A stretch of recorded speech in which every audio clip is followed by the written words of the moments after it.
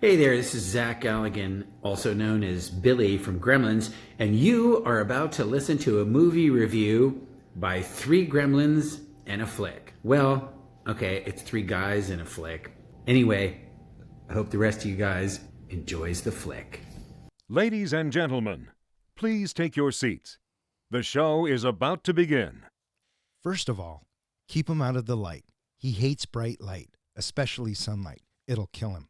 Second, don't give him any water, not even to drink. But the most important rule, the rule you can never forget, no matter how much he cries, no matter how much he begs, never feed him after midnight.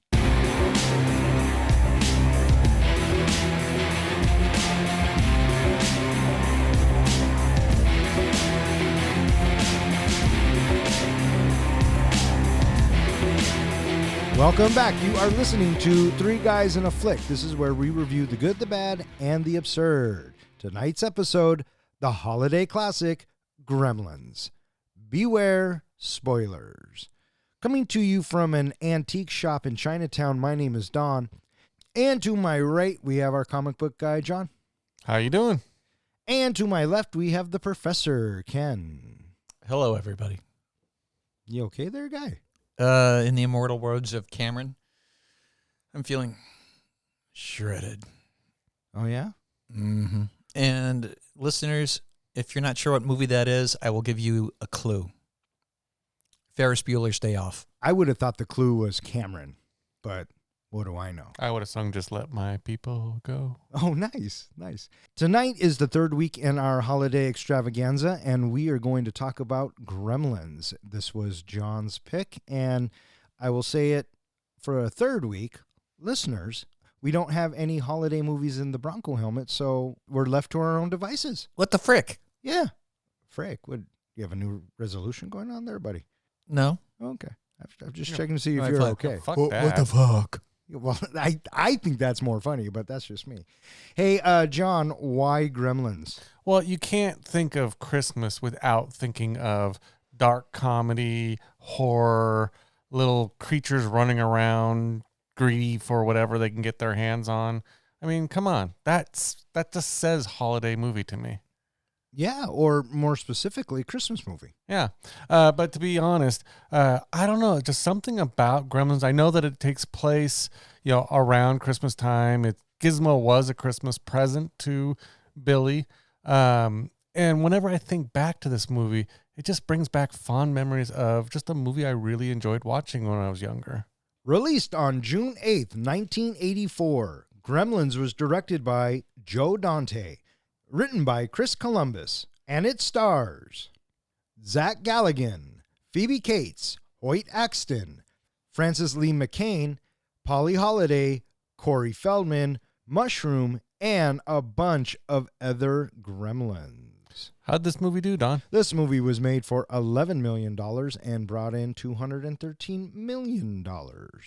So this movie coming out in 1984, which, by the way, gentlemen, this makes our fifth 1984 movie. What are the other four that we've reviewed? Ghostbusters. That's one of them. I I will give you a clue. Okay. You have a poster of it on your wall. In 1984? Oh. Shame on you, comic book guy. Shame on you. And you still don't know what it is. Oh, I'm looking at it, I think. That didn't answer my question. Nightmare on Elm Street. That's Yep. two. Okay. The other two, one is an action movie. Oh, you motherfucker. All right. Well, give me a clue to that one because he's not going to know. Wolverines! Oh, Red Dawn. Mm-hmm. Okay. Okay. And the last one. My clue is it is something that we have frequently mused about over various shows, and it comes up every once in a while, and we will say a phrase that was said during the pod, and we giggle about it. Oh, for fuck's sakes. Oh. It's a phrase we say and we giggle about it. It was a phrase that John said. And Yeah, I know where this one's going. That was 84 as well. yeah, The Natural. The Natural. So we have The Natural, Ghostbusters, Red Dawn, and Fucking Nightmare on Elm Street. Jesus criminy. What the hell? You got to give this movie credit for still making $213 million competing against those movies. So at the time that it came out, for that year, it made $148 million. And I think that we've talked about what a big year, I think it was 84 that we talked about what a big year it was, because when it came out with 5 of the top 10 grossing movies were in the theater at the time. So for the fact that it came in at number 3 is seriously impressive. The other thing that's really impressive about this movie is it had fucking 16 weeks in the top 10. Oh, 16 sure. weeks. Yeah. The movie that eclipsed it was Ghostbusters. That was the number 1. And for the first 6 weeks, they were tied at numbers 1 and 2. Well, outside of Gremlins being a great movie, and at the time, having Spielberg's name at the top as soon as the credits roll, I think that is has a little bit to do with it, right? I do too. Yeah. And by the way, Ghostbusters was 20 weeks in the top 10. Yeah. So the top 10 movies, number 1, Ghostbusters, 2, Temple of Doom, 3, Gremlins, 4, Beverly Hills Cop. Number 5 is Karate Kid, 6 is Police Academy, 7 is Footloose, 8 is Star Trek 3, 9 is Romancing the Stone, and 10 is Purple Rain. Holy fucking shit. I will just say this. Outside of, what was before Romancing the Stone? Star Trek 3. After Romancing the Stone? Number 10, Purple Rain. Oh. I kind of like Romancing the Stone. I was going to say outside Romancing the Stone. It's a fun movie. That's a fucking solid top 10 out of any decade. Mm-hmm. Solid. And kiddos, for those of you that like, what are those movies? And you haven't heard of half of them type of thing. Well, back in the day, I'll tell you that these were monumentally huge hits. And as I stated, this movie is competing against 5 other movies that land in the top 10 for that year. So this was a really big movie. I'd say there's several of them on that list that would be in my top 10 for that decade, for the entire 80s. That's a bold statement, though I see why. 86 is also the year we talk about a lot. So 84 and 86. Before we go any farther, I do want to mention that we got a Christmas present this week. Oh, yes. Yes, we did. John, would you like to share with the listeners what exactly we got? 3 Guys in a Flick. When we first started this podcast, we were thinking that we would be lucky if we ever saw 1,000, 2,000, maybe 5,000 downloads, because we were just doing this for us, having some fun, kind of getting the word out, through word of mouth, posted on social media a little bit here and there, just doing the podcast for fun. And so we never thought we would, get a lot of attention. As of this week, we just hit 50,000 downloads. Congratulations! What the fuck? That's awesome. I know. I'm very thankful this year to all of our listeners. You know what? So am I. And thank you to everybody who has listened and passed us on. Without you, we wouldn't get 50,000 downloads. Yeah, so here's to the next 50,000. Congratulations! Let's talk about Joe Dante, who directed this movie. I was surprised how many other movies that I knew about him, but he was mostly really big in the 80s. He did The Burbs, he directed Inner Space, Explorers, Twilight Zone the movie, and after that, he didn't do a whole bunch after that. By the time we got to the 2000s, he pretty much just does mostly TV shows. Yeah, but I mean, he did do Small Soldiers. Did you ever see that with Tommy Lee Jones? Oh, yeah. Yeah, he did that. Or a classic in my house when Keenan was growing up was Looney Tunes Back in Action with Brendan Fraser. And, I remember that. when they mixed the live action. But yeah, other than that, he kind of goes into TV. But out of the ones that you mentioned, The Burbs and Inner Space jump out to me. And I remember The Burbs, and I really enjoyed Inner Space. Dennis Quaid, Martin Short, Meg Ryan. Yeah, that was a good one. When Steven Spielberg first decided to produce this movie, originally there was no plans to make this movie until he came along. Do you know who he originally thought to have direct this? George Lucas? No. Tim Burton. Oh, I remember hearing something about that. I think it would have been interesting to see what Tim Burton would have done with this movie. Or what did you think it would have ended up a lot like Pee Wee Herman's Big Adventure? I think it would have looked like what all of his films look like. Frankenweenie. Yeah, it would have a very Tim Burton-y vibe to it. You can definitely feel Spielberg's hand on the pulse of this project. And I think them going with Joe Dante was so much more of a better decision, because what we got was fun, dark, but not too dark, and it turned into a classic, right? I think in Tim Burton's hands, I don't think it becomes what it does. Well, I thought it was interesting too. What I read was there was a few things in this movie that the people who were financing it wanted out of the movie, and Spielberg even went to Joe Dante and said, "Hey, let's remove like the part where Phoebe Cates talks about her father, dying." And they thought that was too dark, and they wanted it removed from the movie. And Joe Dante said, "I want it to be kept in the movie," and Spielberg had his back and said, "Okay, if you want it, it stays in." Yeah, you have to trust the audience. You have to trust the people that you're making this film for. So let's talk a little bit about Chris Columbus.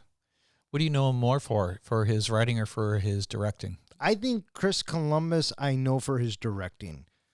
He does. I think I'm the same way. Yeah, he does Harry Potter. He does Home Alone. There was another one he did that I was surprised that he did. Well, he did Home Alone 1 and 2, didn't he? Yes, probably. He did yeah. both Home Alone, and I think he does the first 2 Harry Potters. No, he does the first and the third one. Wait, no, it is the second one. Yeah, because there's Chamber of Secrets. Yeah, because there's a Spanish director that takes over for the third one. Which, man, someday I'd love to unpack that movie. So he also directed Adventures in Babysitting and Mrs. Doubtfire. But his writing credits, he does Gremlins, Goonies, Young Sherlock Holmes, Gremlins 2, Christmas with the Cranks, and the last one, I was like, really? Which I haven't seen yet, which is the Christmas Chronicles Part 2. So, yeah, you have a lot of talented people at the helm of this production, Spielberg, Dante, Columbus. So, obviously, casting has to be perfect. And speaking of the cast, Zach Galligan, what do you guys think of this guy as our protagonist? I thought I think this was his first big movie break. I thought he did a fairly good job in it. I mean, the acting isn't, stupendous in this movie, but for being this dark comedy that doesn't seem to take itself too seriously, he fit right in. I thought he was fine. I was surprised that I never really saw him again. The only place that I know him to be in is Gremlins. Yeah, pretty much. Me too. I know he's done other stuff, obviously, but right. He's probably most well known for Gremlins. I thought he was good. I think the only thing I was wondering, is he out of high school? Well, if he's got a day job at a bank. But it is the holiday season. He could be on break. I got the impression he was just out of high school, that he was trying to figure out what he was going to do. That's kind of what I got to, which I guess fine, whatever. But well, they got to be a little bit older. Because Kate, she's working in a bar. Speaking of Kate, what'd you guys think of Phoebe Cates? She was sweet in this, and this is probably where she shines. This and she's also well known for Fast Times at Ridgemont High, but I think this is probably where she shines. This was a tough casting. Apparently, they were worried that her reputation from Fast Times and from that scene that we all know about, she wouldn't fit in as that wholesome character. But I thought she did a great job. She actually helped Zach get the job. Oh, did she? Not intentionally, but Zach was so goo gaga over her that when he was doing his lines with her, when they were trying to figure out if they're going to cast him or not, Spielberg even mentioned, look, he's already in love with her. It works. And so that's one of the reasons why he got the job. I probably saw Fast Times at Ridgemont High. Yeah, I was just going to say, fuck, I was in love with her. Mm-hmm. Who wasn't back then? I was in love. Phoebe Cates was one of my all-time crushes growing up. And again, how could she not? And she's still just as cute. Oh, she's beautiful. Beautiful. What about the rest of the cast? I know there's a lot of actors that we'd seen, and you go, oh, it's that guy or it's that woman, you know what I mean? The dad, what'd you guys think of the guy who played the dad? I remember when he was just singing music. Have you ever heard some of his songs? He did a lot of country kind of folk music. Do I look like I listen to country music? No. Okay, thanks, Ken. I'm sure I probably have heard it because he's so recognizable, And he did a lot of TV and a lot of... Yeah, it was a lot of TV. I couldn't place him from anywhere. I was surprised to see that he has 97 soundtrack credits on IMDb. Mm-hmm. Wow. Key Luke, the guy who played the little kid. no, Oh no. Yeah. he's the grandfather in the shop. Right.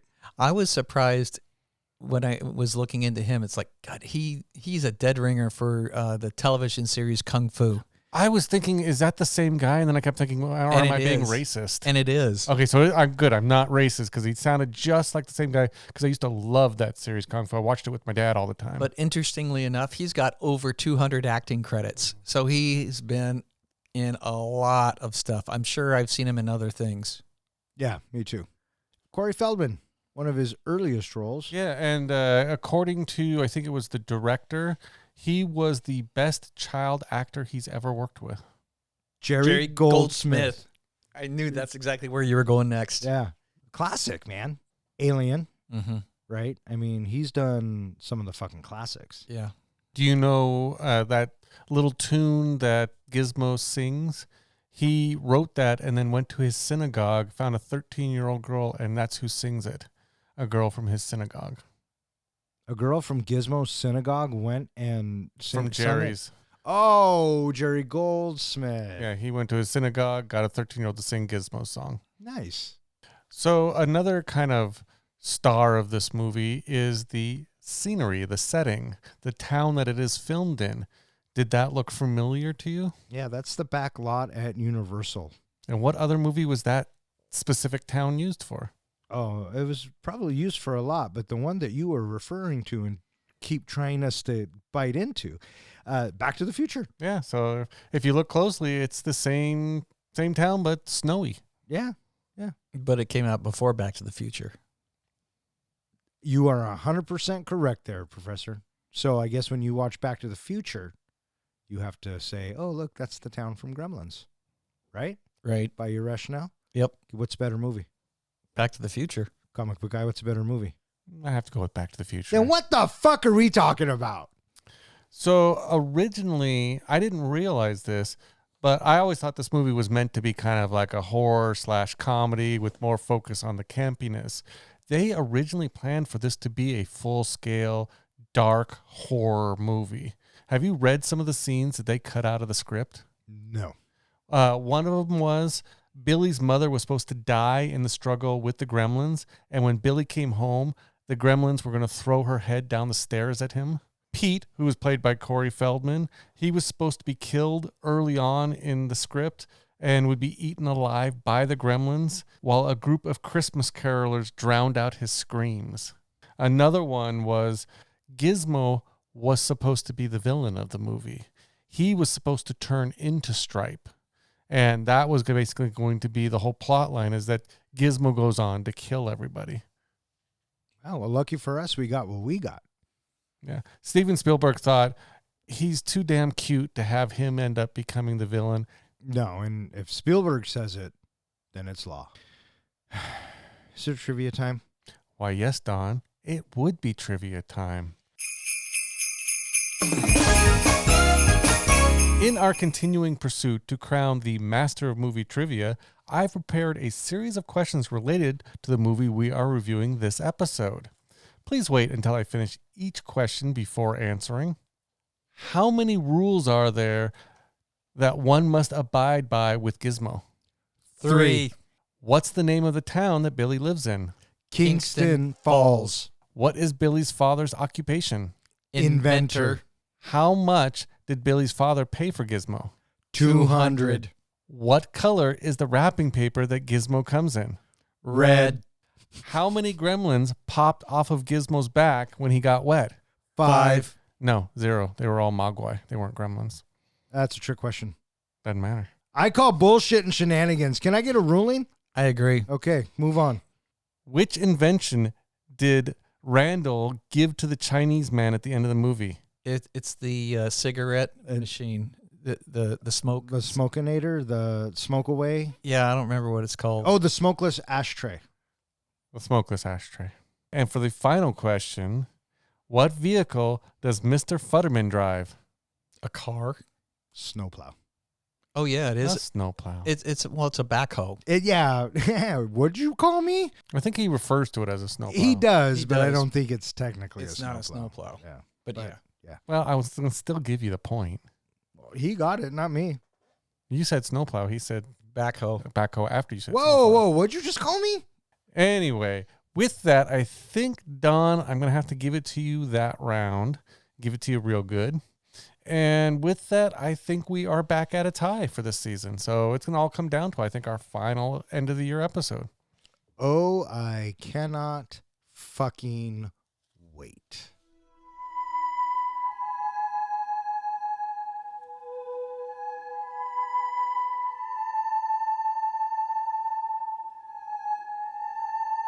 Struggling inventor Randall Peltzer visits a Chinese antique store hoping to find a Christmas present for his son Billy. Inside, Randall encounters a small furry creature called a mogwai. The owner, Mr. Wing, refuses to sell Randall the creature, but his grandson secretly does, warning Randall to remember 3 important rules.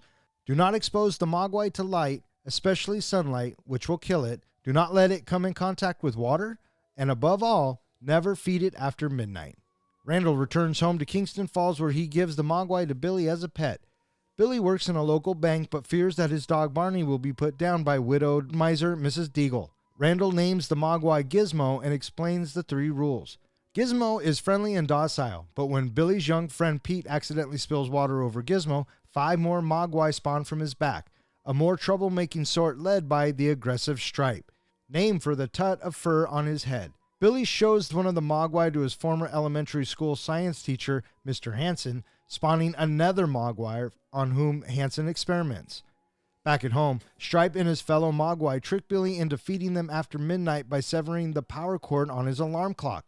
They form cocoons, as does Hansen's mogwai, which soon hatch, emerging as mischievous, dark green, reptilian monsters called Gremlins, who then torture Gizmo and attack Billy's mother, Lynn. Hansen is killed by his gremlin.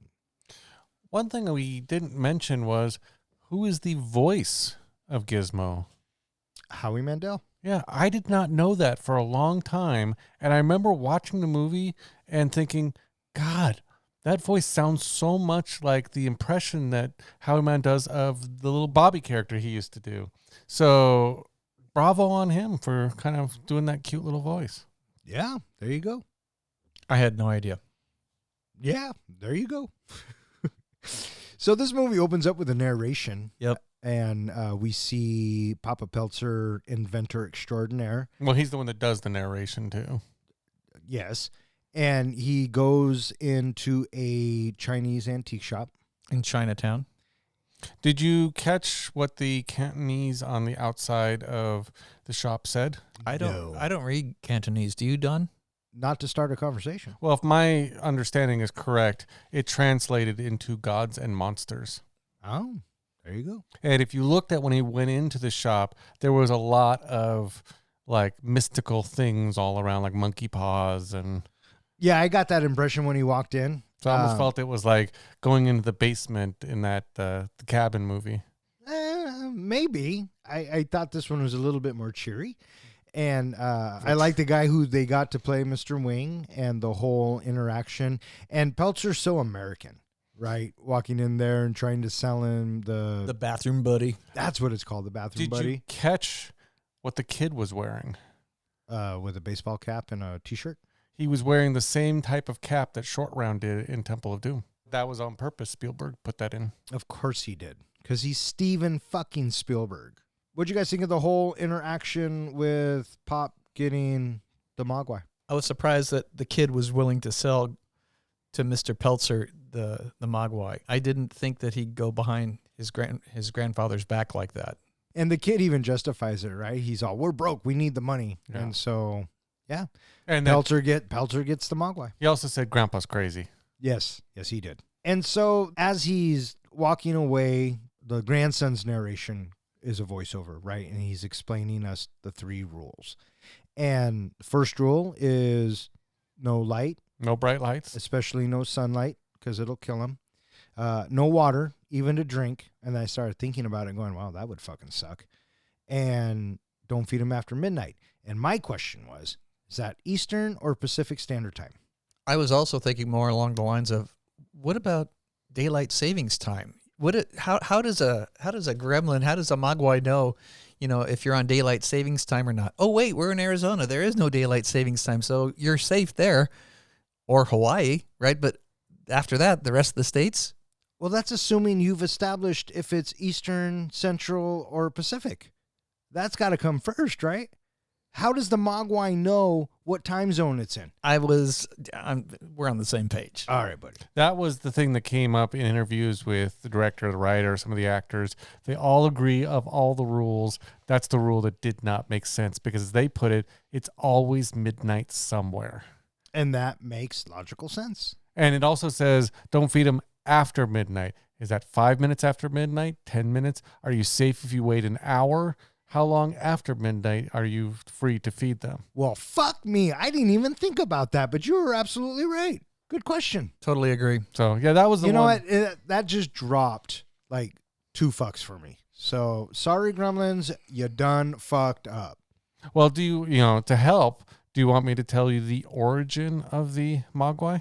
I do have 2 versions. Of course you do. Of course you do. Okay, so the first origin, which was written by the person who did the book Gremlins, is that they are extraterrestrial beings that were created as peace ambassadors. But when they got to certain planets like Earth, that shit went wrong and they went crazy. So that was one origin that was written. The other one that was just redone, which I actually liked better, from the new Gremlins cartoon, I believe that is on Disney or it's on Max. It's streaming on one of them right now, was that 2 Chinese gods of creation made a bet about humanity and whether or not humanity was responsible enough. So they created a Mogwai to test humanity. One said that humanity could follow the rules. The other one said that humanity could not follow the rules. And the one that said they could not follow the rules won the bet. So that's where they said that the Mogwai came from. I totally got the second version out of that, from the movie. That was very clearly put in the movie. Yeah. And so after the narration and we get the 3 rules, we get the credits. And immediately it says Steven Spielberg presents, and it gives us that Gremlins with the theme. And that's where I first noticed that it was Hill Valley or whatever. Mm-hmm. And then we get a little montage, a little one. Ever so brief. Mm-hmm. Billy is trying to get to work and his car won't start. And then we get introduced to Mr. Flutterman. And the town, kind of, sort of. Yeah, and the town racist. Which one? Mr. Flutterman. Oh, because of the foreign cars? He hates everything foreign. Yeah, I thought that too. And, there was a little bit of a It's a Wonderful Life montage or homage with Billy running down the street. Did you catch that they even showed a clip of It's a Wonderful Life? Yes. And apparently that is a trademark of, I think of the writer, Chris Columbus, because in his Home Alone movies, he also shows clips of It's a Wonderful Life. And then we find out that Billy works at the bank. And his dog can be underneath his station that he's working at. What the heck? I know. He must be a really obedient dog. Yeah, and boy, he's got privileges. Pretty smart dog. Well, he got bamboozled by a bunch of fucking Mogwai. How smart can he really be? We meet Mrs. Deagle. She comes in with a snowman head, and she wants the dog. She's somewhere a cross between the Wicked Witch of the West and Scrooge. I got that feeling too. I kept thinking, I want your little dog. Yeah, and the way she comes stomping down the sidewalk, I could just hear the so yeah, we know that she's not very nice, and she has it out for the dog, and she's kind of graphic about it, Yeah. You better hope that someone else finds him, because if I find him, he's going to die slowly. Didn't she say she's going to put him in her oven or something? Some shit like that. It got pretty fucking dark. Yeah. And we also meet Kate, Phoebe Cates' character, and we can tell right away that there's a little blue between Billy and Kate. And then we also meet Judge Reinhold's character, Gerald. And he comes in picture, and I'm immediately flashback to Fast Times at Ridgemont High, because not only do we love Phoebe Cates for that particular scene, but Judge Reinhold is in that same fucking scene. Yep. He was supposed to have a much bigger part in this movie. He was supposed to have his own little storyline too, working with Zach and Kate throughout the movie. Really? Yeah, and they ended up cutting out all of his scenes. And so we have now met the town and most of our key players, and Papa Pelter's coming home. Just before Dad comes home, we have Mom working out in the kitchen, and we see all of his other little inventions. And it's a very amusing thing how all of his inventions started out working, but they just don't. And the fact that Mom is always so glasses half full about all of his inventions. Well, it worked, for the first 2 weeks. And she's still willing to try the different things that he brings home. That's what you call true support. And then from there, Dad comes home. And we get to meet Gizmo for the first time. No gift for Mom. What's up with that? Well, I mean, he's going to give her a gift later. Yeah, because he had to give the gift early, otherwise Gizmo would die in the box. That's not where I was going, but you are 100% correct. So, yeah, what'd you guys think of the first the first real reveal? Yeah, because we hadn't really got to see him up until this point. They kept it really, really quiet. Even I remember with the advertising and the posters, when it was first coming out, they did not want to show what Gizmo or the Gremlins looked like. Right, back in the day when there was no internet. And so what did you guys think of this scene? I thought it worked fine. Having him come out and being all cute. I got to say that, that was a very sophisticated looking puppet. Does it hold up today? Looking at it and actually comparing it to the second movie, the way the face looked, it didn't look very realistic back then. But I remember, for me, I bought right into it back then. Sure. But nowadays, I don't think it looks as good on screen. It looks like a puppet. Yeah, it does look like a puppet, but I think the facial expressions still hold up, and it looks pretty good. But yeah, I mean, he's cute, cuddly, and what's not to love about Gizmo? Dad tells him what the rules are. And they immediately break it with the bright lights. And we have I think almost an instant connection that we get between Billy and Gizmo, because they do that little harmonizing scene together. Right. So we have Pete show up. This little Christmas tree walks into the house with a big Christmas tree. Could you imagine wearing that motherfucker? No. Could you imagine having to deliver Christmas trees like that? No. I thought that was a great costume. Can you imagine? Yeah, having to wear that on a Christmas tree lot. You know how many people you could scare? That'd be awesome. That would be funny. But it's little Corey Feldman. Did you catch what he said about the costume when he came into Billy's room? What's that? They were talking about he was going to leave the costume there and then tell his dad on the way home he got mugged by bikers. Oh, that's right. And so then, that he would lose the costume. And then Billy's like, here, you can keep it here. And so this is where Billy introduces Pete to Gizmo. And did you notice in Billy's room what poster is on the bed every time we cut to the TV? No. I did not see it. The Road Warrior. Oh. So there you go. And Pete's looking at Gizmo and is all kind of shocked. And naturally, shit. Pete spills the water. Gizmo multiplies. What did you guys think of this shit? That was some crazy stuff. The bubbling on the back looked kind of creepy.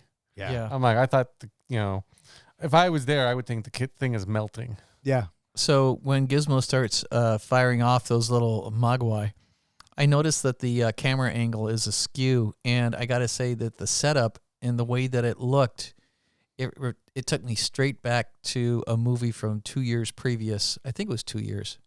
Creepshow. Oh, yeah? Yeah.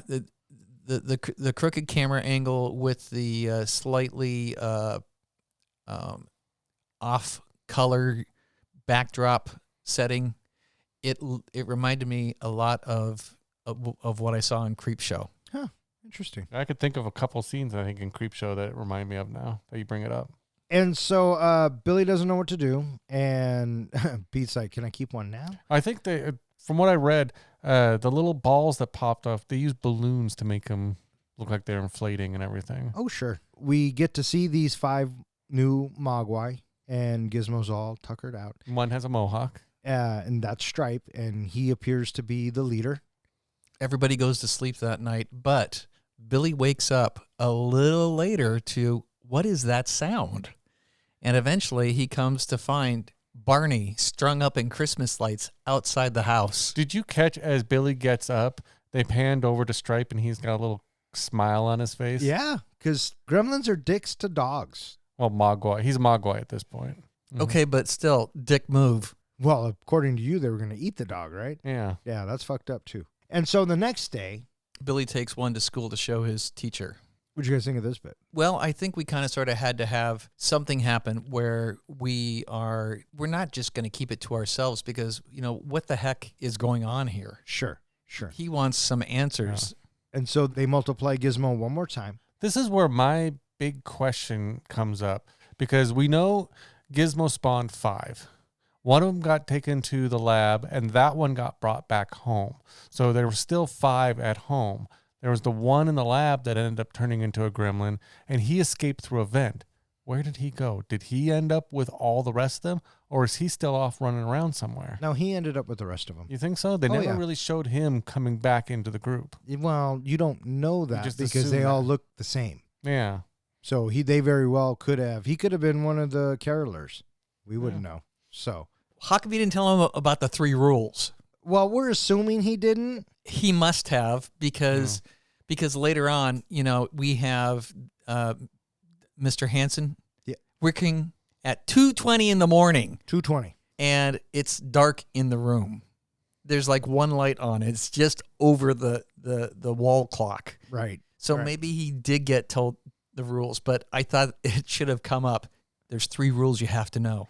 You would think, right? But I mean, maybe Billy's excited. Who knows? What I'm thinking is, was it me or did Dr. Hansen look fucking evil when he was going to take the Mogwai's blood and blood just the way sample. he's talking about him? And, we have to experiment him on. I got the feeling Experiment on him. he was one of those guys who would have no problem dissecting it. So then we cut back to Billy and Kate, and we get to hear Mr. Futterman go on about what gremlins are and how they're in everything and how they mess up everything. and how they got into the planes when we were in World War II. Which is the real origin of gremlins. Do you believe in gremlins? No. Oh. What about you? No. What about you? Yes. Have you ever lost a fucking sock? Have you ever lost a fucking half-built Bronco stadium? Yeah, I How can't do you explain that part. lose that? Fucking gremlins, man. Kate and Billy make sure that Mr. Futterman walks home. Right. And then she goes, and then she has a very depressing conversation about the holidays with Billy. Yeah, if you say you hate Christmas, everybody thinks you're crazy. But undeterred, Billy still asks her out on a date. I mean, it's Phoebe fucking Cates, man. I think it's funny that Judd Reinhold had tried to ask her out on a date. She was like, nope. She was waiting for Billy. Well, yeah, because Billy is the younger version of Judge Reinhold. Yeah.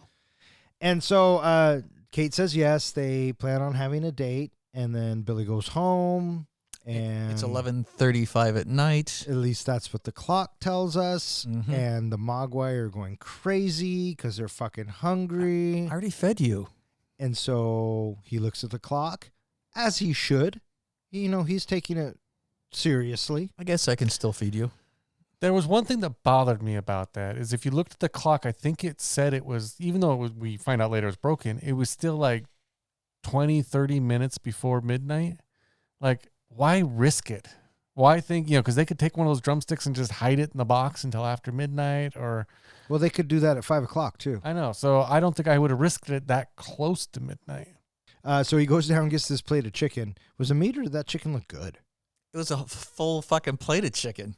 I actually had chicken for dinner that night. Oh, did you? I was fucking hungry after watching that. Yeah. And the Mogwai devour it. Except for Gizmo. It's a really close up shot, and they're messily eating. Yeah. And they're masticating, loudly, and you got the slime going on. And as I'm watching it, I'm noticing that the frame rate sped up. And so it looks just a little bit off, kind of like stop motion probably. But yeah, they eat the fucking chicken, except for Gizmo. And We go back to Mr. Hansen.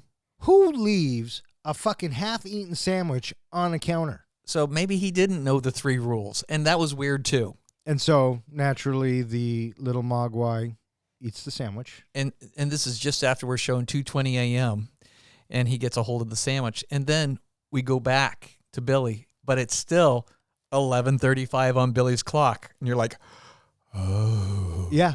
And I think last night was the first time I put that together. Next morning, they wake up to find all of these cocoons. Mom, could you come up here, please? Did you feed them after midnight? Did you get an alien vibe from those cocoons? Instantly. How could you not? Yeah. Had to have been some sort of inspiration. Had to have been. There were a lot of on-purpose call-outs to different movies in this movie. So he grabs his clock and we find that the wire's been frayed. It's no longer plugged in. It's just like, Wah, wah. This is why you should have had a digital clock. Mom, what's going on here? So he heads to school. Mr. Hansen tells him this is the pupil stage. So the Mogwai, they're going to come out of their cocoons. And, they do that at the classroom, at the house. And Hansen, he calls Billy, it just hatched. And Gizmo is all kinds of scared. Yeah. He's hiding in that helmet.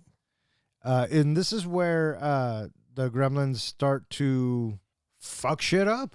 Yeah, Mr. Hansen, he tries to coax it out with a candy bar from underneath the desk. And he gets killed. You knew that was coming. Yeah, it Oh, chomped yeah. his hand. Yeah. Now, here's my thought. When Mom comes into the kitchen, the first thing she does is she turns on the blender and kills the first gremlin, even before one of them has even attacked her or threatened her. So my thought was, were they just defending themselves? Oh, for fuck's sakes. Are you kidding me? She comes in and the first thing she does is kill one. Did you get a look at that? Look, hey, So we're going to judge it by its looks? yes. That fucking thing? Yes. 100% we fucking are.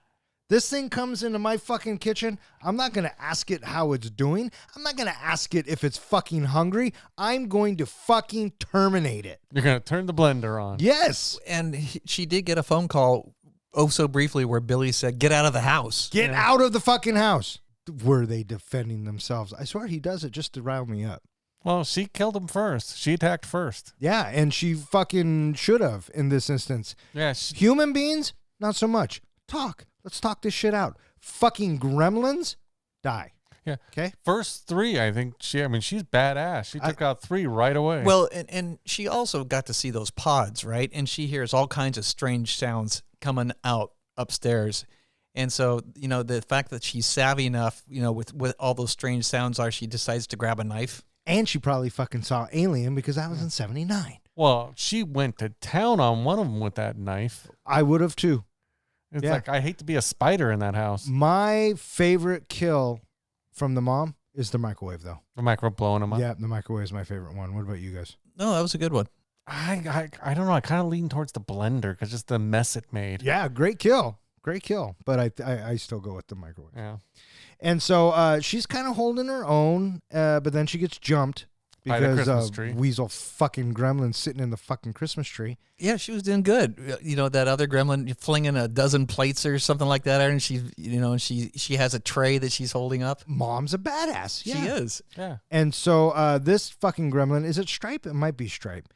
Trying to choke Mom out, and Billy comes home. No, it was a different one because Billy comes home and basically gets the sword and knocks that one into the fire. Oh, that's right. He fucking decapitates and I it. You're think right. Stripe was outside the window or something. Something, but he sees it. Yeah. And he takes off. Yeah. The other fun thing was when Mom decided to continue on after her slaughter that she did in the kitchen. Now she's got 2 knives.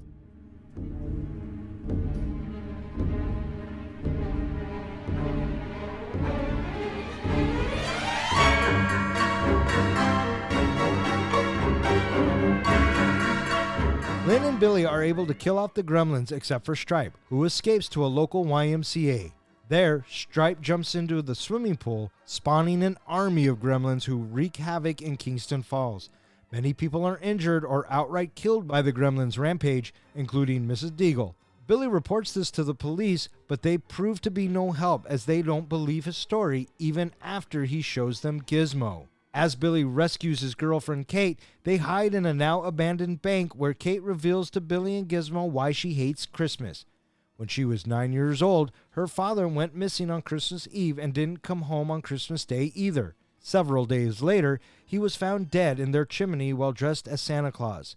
Planning to surprise her and her mother, he had accidentally slipped and broken his neck while climbing down the chimney. Still suffering from post-traumatic stress disorder, Kate confesses this is how she discovered the truth about Santa Claus. Yeah, pretty fucking depressing. And then she has all these people die around her on fucking Christmas again. Thanks, Gremlins. What truth are they talking about? What do you mean? What truth did she learn about Santa Claus? Well, we'll talk about that in a bit, bud. Don't look at me with those eyes. And wait a minute. Aren't you fucking Jewish? Yeah, Do you believe in Santa Claus? I could. Okay. So Billy and Mom fend off, and Stripe gets away. So they go hunting him. Billy does. And I thought this was absolutely fucking brilliant on Stripe's part. Oh, yeah. But I have another question. Okay. Do the 3 rules apply to the Gremlins? We know that sunlight kills them because, spoiler alert, that's how Stripe gets it. We know that water multiplies them. What happens if they eat after midnight? Do they go into another cocoon and come out even bigger? No, I think that rule just gets dropped because they've already become the gremlin. Well, that's inconsistent, and I don't like that. I don't accept that. Another strike against this movie. Oh, fuck me. It just keeps long. We got to quit doing this, dude. We're killing my childhood. I kept thinking was a drop of water could spawn, like on Gizmo, he got 5 drops on him, spawn 5 other Mogwai. How much water was in that pool? I mean, you'd think there'd be, they said like 1,000 maybe spawned. I thought there'd be a whole lot more than that. Maybe, but we know that there are enough to occupy a movie theater. Mm-hmm. So, I mean, it was a lot. I'm curious. We saw how uncomfortable it was for the 5 to come off the back. How uncomfortable would Stripe have to be to have that many come off of him? Pretty fucking uncomfortable, I would imagine. Why didn't it kill him? Well, that and everyone that spawns in the water would spawn more. We don't know how quickly they would spawn after they have spawned. That makes logical sense, but so does that. Yeah. So, we got to play fast and loose with the rules here. And so now we kind of get a montage of mayhem. Well, what'd you think of, there was no CGI in this movie. There was some stop motion, but mostly puppetry. What'd you think of that scene where we see Stripe kind of walking up the street and all of a sudden you see the stop motion of, 1,000 behind him? A little hokey. Dated. Thank you. That's probably a better word. A little dated.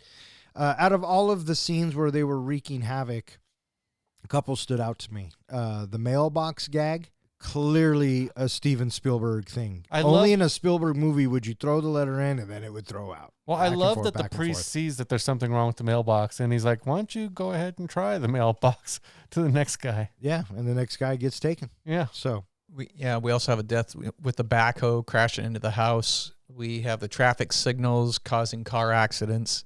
Oh, there's your gremlins. Yeah. What'd you think of the Deagle death? When you watch it, it's kind of humorous. And then you think about it and you're like, that's really fucking dark. But what I was thinking when I was watching it last night was that house, the proportions didn't work. With the amount of time it took her to get up the stairs, it looked like she was going up multiple floors. And it's only 1 story up and she just flies right out the fucking window. Mm-hmm. It just didn't make sense to me. Funny gag, but that's what I thought. What'd you think? I just especially like the Christmas carolers at her front door with them singing and everything. That was just funny. But yeah, that I thought was the most brutal of those deaths. Sure. What about you? I thought it looked ridiculous. And so mayhem is happening all over the town, and Billy goes to the police. Well, Billy's already gone to the police by this point because I thought he goes to get Kate after the police. Oh yeah, it was before because the police haven't found Miss Deagle yet. and okay. and they leave the house because they're answering a call. And then on the way to that call, that's when they get Mrs. Deagle dumped in front of them. Right. And then right after that, then you get to see the Santa Claus covered in a bunch of gremlins. What the hell is that? And, at this point, I was kind of thinking, shouldn't there be a little bit more blood? If this is a dark comedy like this, we should have a little bit of gore. Why can't we have gore in 1984? Anybody? Because then it would be rated R. There you go. One of the things that happens, actually, I think a little bit before this, and one thing I wanted to mention, was earlier on, the mother gets a call from Randall, who's off at, an invention convention or something. And did you catch some of the things that were happening in the background? No, I only saw that robot. You saw Robbie the robot? Yeah. That was it. In the background, I was going to mention this earlier, was the time machine from, I forget what movie, I think it was called The Time Machine. Oh, yeah? was in the background. And did you notice that when they panned away and then panned back, it had disappeared? No, So it had gone through time. Interesting. So the ineptness of the police officers are also laid bare when the Santa is begging for help, and they're just sitting there in the car, and they're paralyzed with fear. It's like, you guys are worthless. Yeah, didn't one of the cops keep saying, why are we not leaving? We get a brief shot of Pete fending off the gremlins with a slingshot. You know, they're climbing up the tree, and he's outside the window. And cuts the Christmas lights. The With Christmas fucking lights. scissors. Yeah, why didn't he get electrocuted? Yeah, he's lucky he didn't get his ass shocked. Mm-hmm. So Even sparked. yeah, and then we find that the bar is open, Dory's Tavern. and for another weird reason, Kate's serving them. Yeah. Well, this, I thought of the movie, this was the most fun scene. The whole bar scene with everything going on. And it was very campy, very hokey. But I don't know, I thought it was kind of a lot of fun. That's funny that you say that because I thought this scene went on for 5 minutes too long. Yeah. I thought this scene marked in where the movie takes a downturn because it stops with being a horror movie, if you will, and instead it just turns into a movie for 10-year-olds. From this point on, I'm halfway expecting, maybe disappointed. How come there wasn't some sort of a fart joke with one of them lighting the other's fart on fire and having him blast through the room? That was pretty much the only thing that was left missing, you know, from all of these goofy little antics. The card scene when Stripe's playing cards and he just ultimately shoots the guy. You knew he was going to shoot him. Yeah, Why did we hold on that scene for 2 minutes? I don't know. I got the impression that either the writer or the director were going for some kind of metaphor for the darker side of humanity. They were showing all like these bad points of, you know, the way humanity is. Because the whole movie is supposed to be a big analogy for our abuses of nature and things like that. And so I got the impression they were seeing, you know, the sins of playing poker and flashing people and drinking and all of that. Just, I thought that the whole scene was all about that. Well, whatever it was about is fine. It just went on for 5 minutes too long, in my opinion. Kate does discover that they don't like light, and so then from there she grabs the camera, the Polaroid, and she starts using it like a gun. But it allows her to escape just as Billy's getting there. Yep. And then, of course, the car won't fucking start. I love how it starts perfectly when he needs it to, but then he gets there again and it doesn't work anymore. Yeah, and he needs it to start then too, and it doesn't. So fuck that car. You know, that's what I'm saying. And there's a moment in here where Kate says, you know, where did they come from? And Billy, what does he say? They're gremlins, Kate, just like, you know, Fetterman said. Yeah. Yeah, I love when she gets in the car and almost sits on Gizmo and she's like, what the fuck is that? Yeah. This is the first time she gets to meet Gizmo. I'm surprised. Right? Yeah, he didn't say, well, they all came from him. Yeah. So they get out and they take off and they got to run through town and find somewhere safe. And they go into the bank. Hey, I know what, audience. Let's make this movie just a wee bit darker. What do you guys think of this whole story from Kate? Yeah, it was a macabre story. Yeah. And way out of left field. They really debated cutting that out of the movie. And I kind of wish they did because it wasn't really needed. But if you've ever watched the second Gremlins, they actually make fun of that scene. They make her have like a problem with Easter or something. Sure. I like how she talked about the first thing she noticed was the bad smell coming from the chimney. Yeah. That'd just be horrible. Yeah.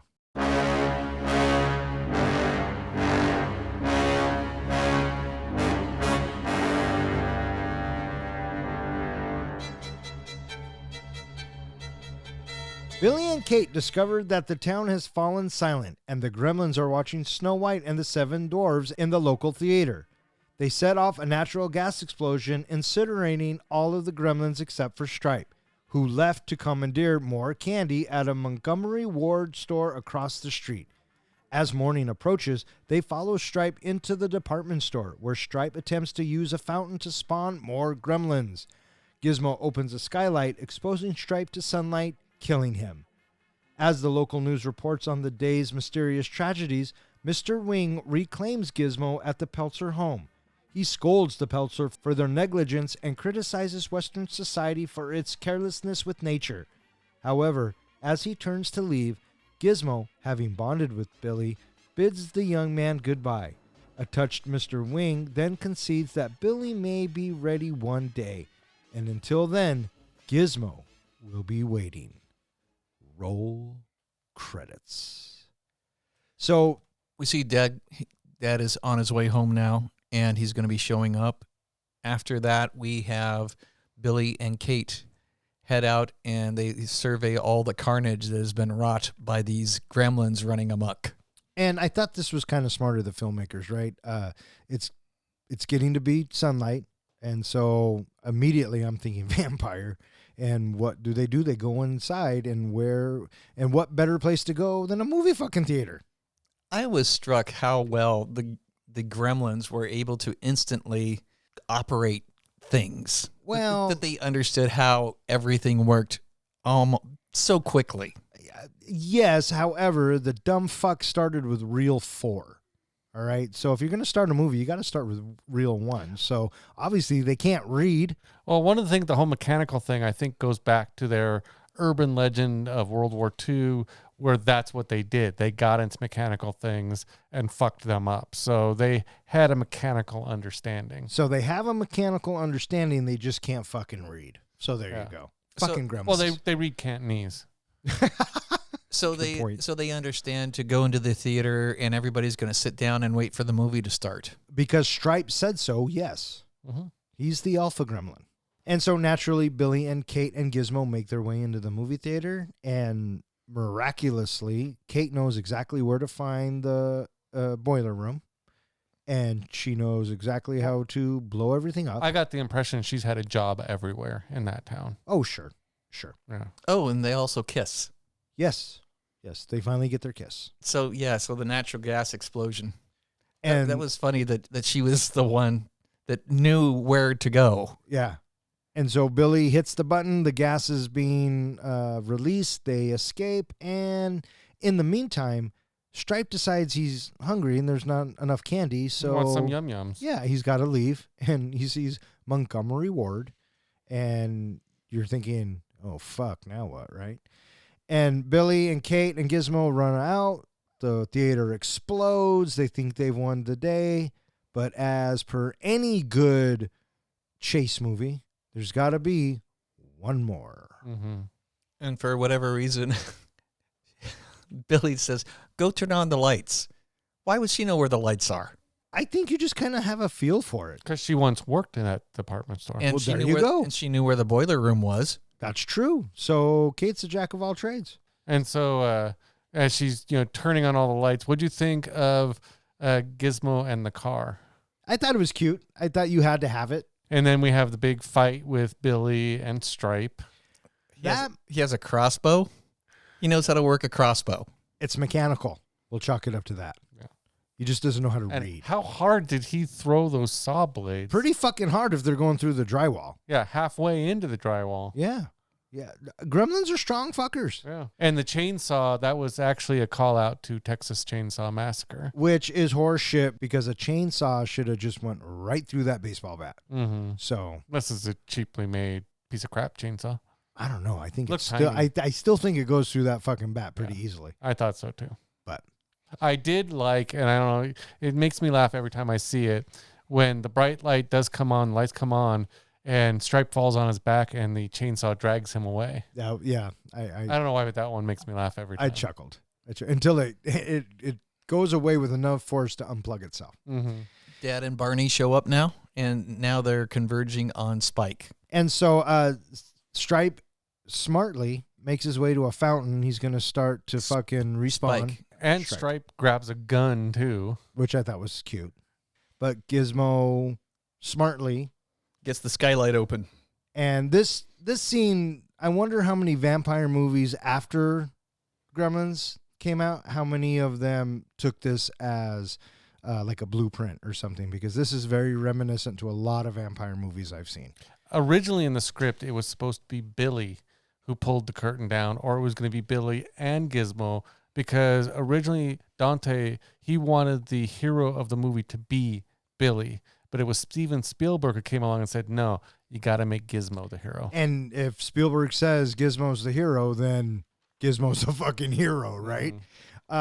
What'd you guys think of this practical effect of Stripe melting and disappearing? I thought it worked well. I kept worrying, though, at the end if the dog was going to eat the goop. Oh, There's a possibility. There you go. I never once thought that, but now that you mention it. Yeah, the way he kept looking at it, and I was like, oh, he's going to eat the goop. It was fucking gross. And then the skeleton was skeletal, and then it got limp, and then it got noodly, and then it just dissipated. Well, it was fucking gross. It was a brilliant effect. When Spike's eyes went all white, that's what really creeped me out. Yeah. And so Stripe is dead, and the day is saved. And we go back to the house, and Mr. Wing shows up. Mm-hmm. And he's like, you fucking Westerners.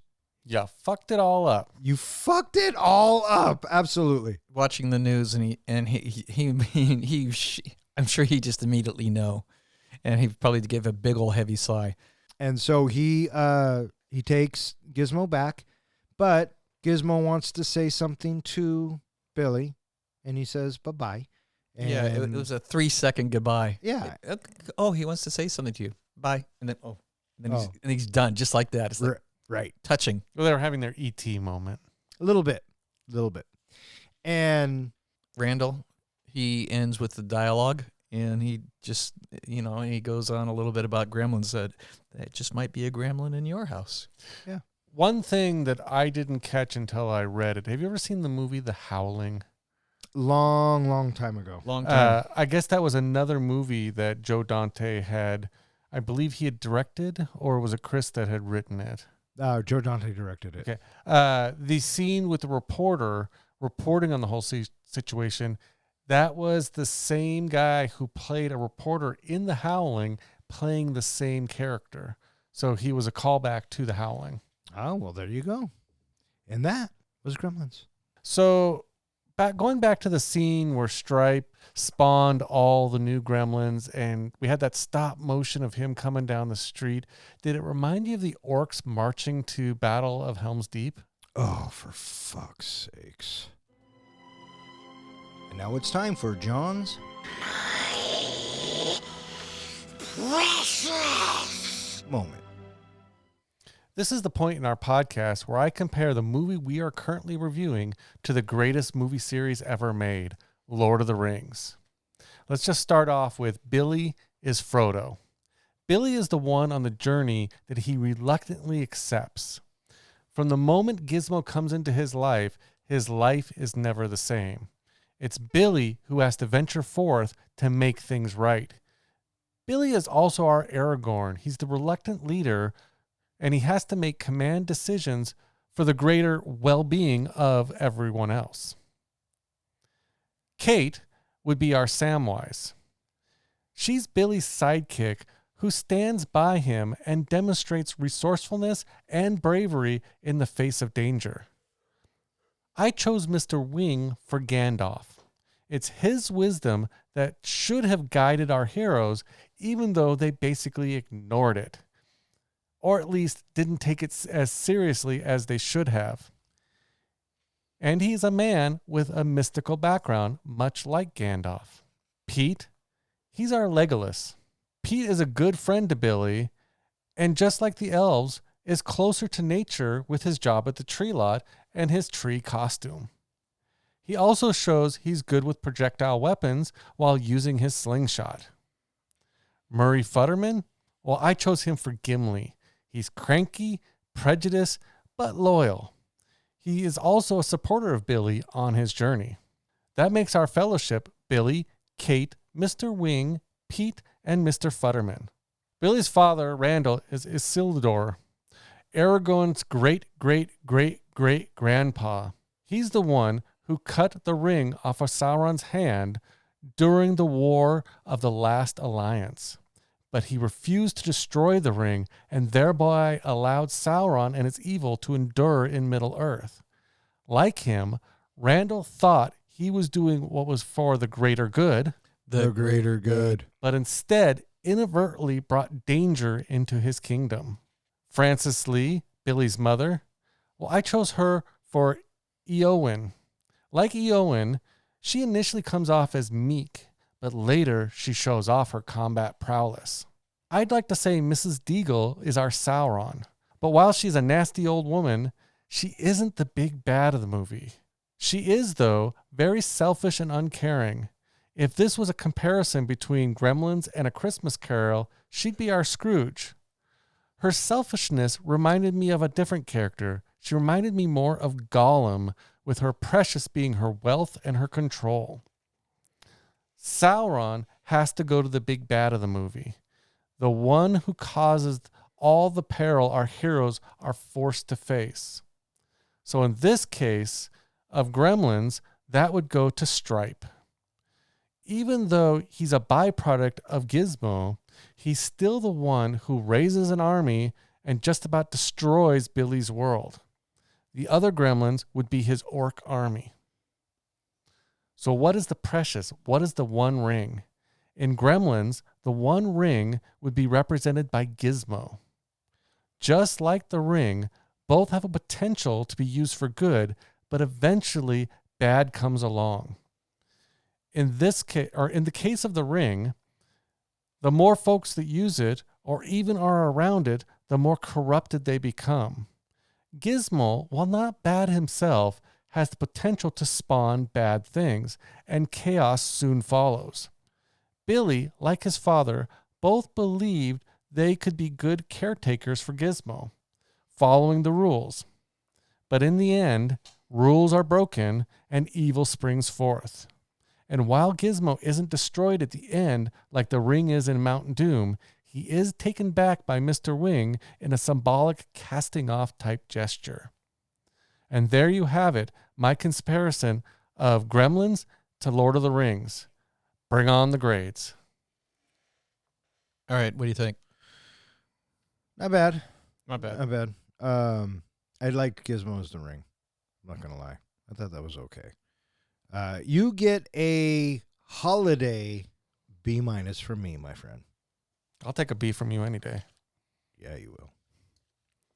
I think I'm going to go the same route as well, B-. There you go. Now take it and say thank you. Thank you. And that was John's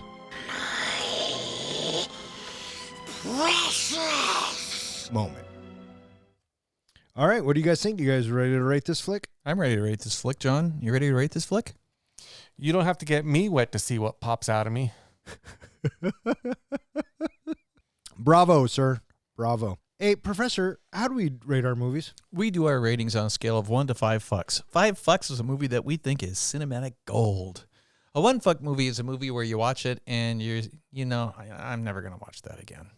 And what's a 0? A 0 fuck movie is you get done watching it and you're like, oh, for shit's sake. What the hell? Why did you make me watch this? I want 1 hour and 46 minutes of my life back. Or in other words, we just don't give a fuck.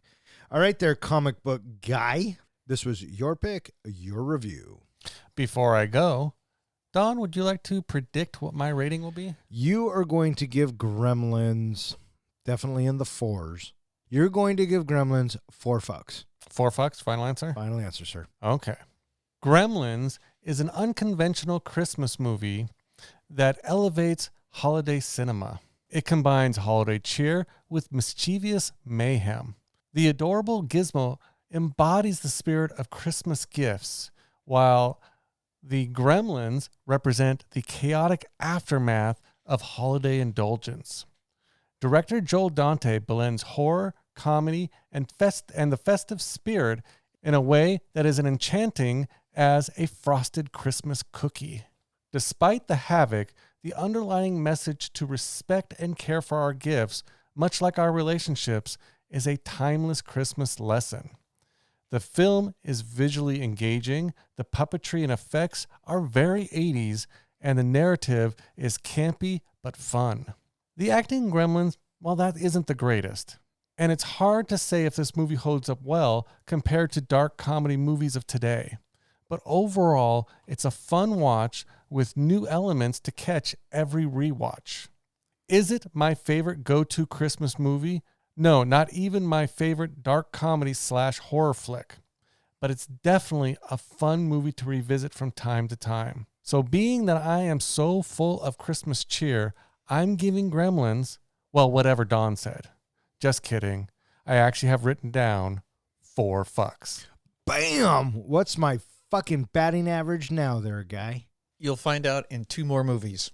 Oh, okay. You got to do okay. All right. All right, math guy. Mirror you, I'll sir. go. Yeah?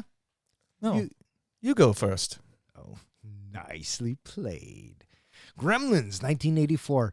You know, going back and thinking about it, Gremlins was always fun, and it was one of those movies that you could watch at any time. It had been, many moons since I had watched Gremlins, and going back and watching it last night as part of our Christmas holiday segment, I thought to myself, the storytelling is very solid. The movie is made very well. You can see Spielberg's hand in it. You can see Joe Dante's direction. Jerry Goldsmith's score is always fun. Is it a perfect movie? Not by any means. I think that there is a point where the movie drags a little bit, and we talked about it in the bar scene. And like we said, some of the stop motion is a little dated and can take you out of it for a brief moment. Does that affect the effectiveness of the story? Nah, not to me, not in this case. Is Gremlins on my top Christmas movies? No. Is it in the top 10? Probably not. But is it a fun movie? Sure. Did Spielberg make it? Yes. And so for those reasons, I'm giving Gremlins 3.75 fucks. I guess that leaves me, huh? Gremlins. It had been a long time since I'd seen the movie. And I remember seeing the movie in the theater. Me and my 2 buddies, we are at the theater, and my one of my buddies, EJ, he says, "Come on, we got to see Ghostbusters." And my other buddy, Mike, is like, "No, let's do Gremlins." And so back and forth, and then finally Mike went out, and so we went and saw Gremlins. And then right after we got out of the theater, that was pretty good. Now let's go see Ghostbusters. And we immediately got right back into the theater, and we went and watched Ghostbusters. Hands down, we all thought Ghostbusters was the big movie, and it definitely beat out Gremlins. I was surprised looking at the movie at how well it had done in the box office and the stiff competition that it was up against, and the fact that it was such a big summer of movies that this movie came out in. And the dollar amount that it made is staggering, for an $11 million budget. And so it was super, super, super popular. And I enjoyed the movie in the theater. And when I watched it a couple more times after that, that's a pretty good movie. Now I'm a middle-aged man, and I'm watching it by myself. And I get done watching it, and it's, geez, man, I don't know. The music's good. The sound effects are good. And the animatronics are they're flashy. They look pretty darn good. And the fact that they had to do that on all these little critters like this, but I come back to, how is it that they're able to operate everything? How is it that they are only focused on these cheap laughs for, like 10-year-old boys? And in the end, I was definitely crestfallen after, the movie is done. It's like, I don't know if I'm ever going to watch this again.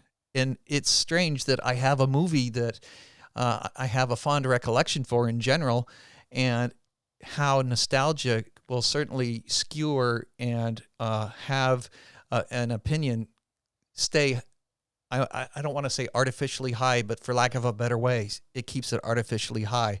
Somebody who sees a beloved movie that is a lot younger, and you're going to love this movie, and they watch it, go, no, that movie is, that happens. And so I feel like that's kind of sort of what happened to me. And in the end, the characters, they're okay. And all of the cast in general, the only person that really stuck out to me was Phoebe Cates. Outside of that, nobody else is that memorable to me, talent-wise. The characters are, I think, are they're okay. The Mr. Futterman, explaining what Gremlins are, and that gives us license to believe everything that those gremlins are doing because, Mr. Futterman, he told us that they get into everything, they mess everything up. But I don't know. In the end, I'm looking at the movie, and is lovable as Mogwai. The Mogwai are specifically, the only one that we're supposed to love, courtesy of Steven Spielberg. That's where I feel like Steven Spielberg had the biggest play in this movie, because Steven Spielberg's just a big kid, and he loves the wonder and the fantasy and the joy of a science fiction story. I'm giving this movie, 1.75 fucks. I'm sorry, did you just say 1.75 fucks? 1.75 fucks. With 1.75 fucks from Ken, 3.75 fucks from me, and 4 fucks from the comic book guy, that gives Gremlins an average of 3.2 fucks, which puts it in the 21st spot, tied with Ratatouille, Galaxy Quest, Red Dawn, and The Last Samurai. It is slightly better than Flash Gordon, The Untouchables, The Wolf of Wall Street, Love Actually, and The Running Man, and slightly worse than RoboCop, Roadhouse, Chef, Once Upon a Time in Mexico, and Dr. Sleep. I just want to point out that he said that Phoebe Cates stuck out for him in this movie. I think I stuck out for Phoebe Cates. You beat me by half a second. So, Ken, given your guidelines of what makes a movie a Christmas movie, would you say that Gremlins falls into those guidelines? Oh, definitely. Absolutely. You have it takes place at Christmas. There's Christmas gifts. There you have a Santa Claus. So, there's the first two, and then the third one is, you have fear. So, yeah, absolutely. One of the things I tried to do special this week is I reached out to Zach Galligan and asked him that question. Does he feel that Gremlins is or is not a Christmas movie? This is the answer that he sent me. Is Gremlins a Christmas movie or not? And the answer is actually pretty clear, and that is that after 40 years, Gremlins has morphed into and become a Christmas movie. Was it intended to be a Christmas movie? I don't believe so. I think Christmas was just the backdrop. But now, after decades of being shown every Christmas, all the time, it's gone into the canon along with A Christmas Story and Elf and other Home Alone and other Christmas movies. So yes, Gremlins is indeed a Christmas movie, and a pretty darn good one, Ken. But you'll come to your senses eventually. Or you won't, and you'll be that guy. And thank you, Zach, for that wonderful response. There you go. I love it. All right, that is going to wrap it up for this episode of Three Guys in a Flick. If you would like to know which movie we're going to be reviewing next, please check out the website. Speaking of which, hey, John, where can they find us? Well, they can always find us at our website, threeguysinaflick.com, where we go ahead and post all of our podcasts. We post all of our show notes, anything else we can fit into that site. There's also a place on there where you can go ahead and submit a movie you would like us to review next. And as Don mentioned at the beginning of the show, we are sadly lacking holiday movies. So submit your favorite holiday themed movie so we can review that coming up. You can also find us at all of social media or any place that hosts podcasts. All right. I just want to thank Zach, Ronnie, and Jill for listening. Keep on listening. Thanks, Zach. Thanks, Ronnie. Thanks, Jill. And I want to thank everyone else who has helped the Three Guys reach 50,000 downloads. And without you guys, that wouldn't be possible. So from the bottom of our hearts, thank you, thank you, thank you. And thank you. And thank you. For Three Guys in a Flick, I'm Don. I'm John. And I'm Ken. Thanks for listening, and happy holidays.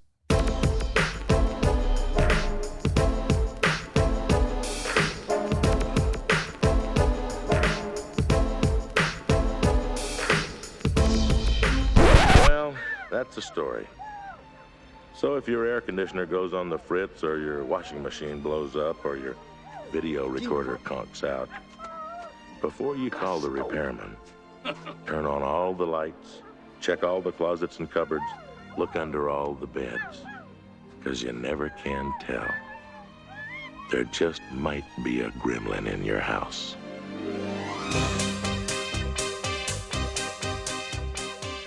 I have no idea why I picked this movie. Can I just say that? You just did. Why aren't you recording this? I am. I've been recording ever since he said, do you want to know the origin of the Mogwai? Because that, in my head, should have been like the first stinger, right? But he blew his wad too quick, and so here we are. Which makes for a good stinger. All right, you clowns ready to go? Fire it up, bitch. All right. I ordered the Blu-ray a week ago, and I've been waiting every fucking day for it to show up. For Violent Night? Mm-hmm. God, there's so many things I could say to that, but I will just say this. I like the extra stuff. It's Blu-ray. This is where we review the good, the bad, and the absurd. Tonight's episode is our third episode in our... Tonight... You want to stop with the fucking papers there, guy? Listeners, he is flipping me off. Tonight is the third night of our holiday extravaganza, and tonight we are reviewing. You guys fucking suck. I hate you all. The holiday classic, Gremlins. And I also like them from License to Drive, but that's a guilty pleasure. That would be a guilty pleasure. No, Frank Welker. Who's that? You got to know who that is. Oh, I know who it is.